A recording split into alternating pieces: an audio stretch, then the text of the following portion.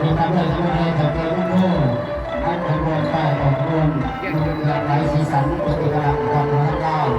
าพบเองแค่ถือกันดับเองหรือต้นกระพุ้จำนวน200กว่าต้นถือเช่นได้แสงสว่างให้ได้ทุกคนที่ว่านักท่องเที่ยวขายกระทับเป็นนครนั่งสมา